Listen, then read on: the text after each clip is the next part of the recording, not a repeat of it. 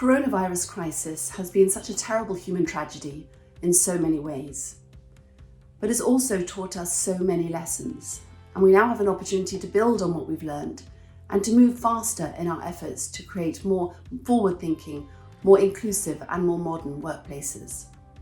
And the investment industry, of course, has been somewhat slow to modernise, but just like everybody else, we've mastered the art very quickly of using technology to work from home.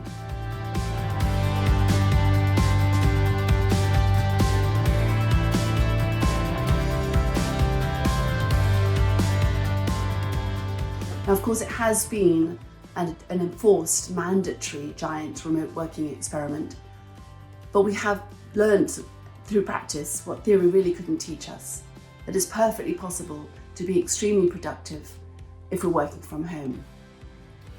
We've been having family meal times together. Fathers who might not have seen their children at all during the working week before have been enjoying spending that time homeschooling. And we've all learnt more about our colleagues, I think, via Zoom than we ever did when we were sitting next to them.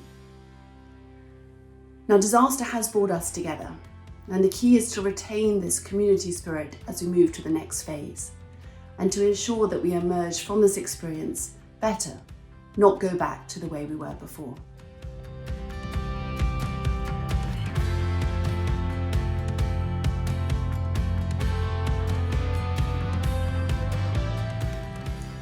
Now, I think there are some very specific things that leaders can do as a result of the crisis and what we've learned. And first of all, so many leaders, including in the investment industry, have been absolutely exemplary. They have shown their really human side. They've literally had to confront matters of life and death. They've prioritised mental health of their employees and their well-being generally. Now, of course, they always had a human side, but they let it come to the fore. It would be absolutely brilliant if they can reflect on, how they've changed and how their leadership style has changed, and perhaps undertake a pledge, a coronavirus legacy pledge, something that they will do differently going forward. And secondly, I think it's been almost inevitable that we've been very focused on the tactical issues that we've had to confront, operations, is technology working, etc.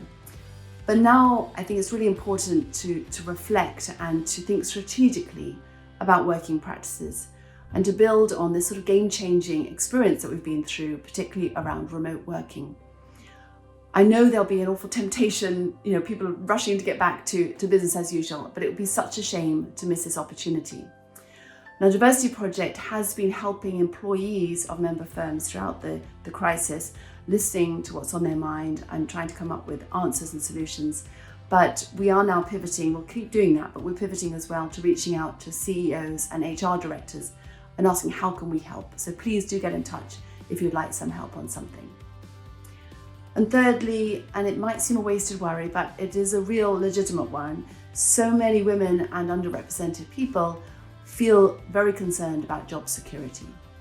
Now, I'm obviously not asking for any guarantees. There are financial realities to confront, but often women and other underrepresented people are quite away from the seat of power and they feel vulnerable. And I'd just like to ask leaders to be mindful of all of the efforts that have been made and all the reasons why we've been promoting diversity and inclusion in recent years as they consider the actions that they need to take.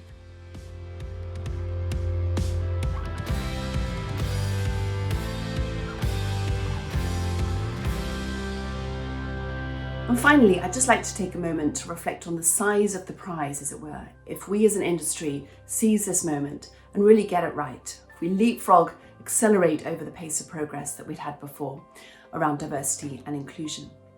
Now, of course, it won't surprise you to know that I think that the opportunity is enormous to make great changes and to really modernise our industry, to better connect with society, to be perceived as much more in tune with the people that we serve, and then in turn to be able to attract and retain the best and the brightest for very many years to come.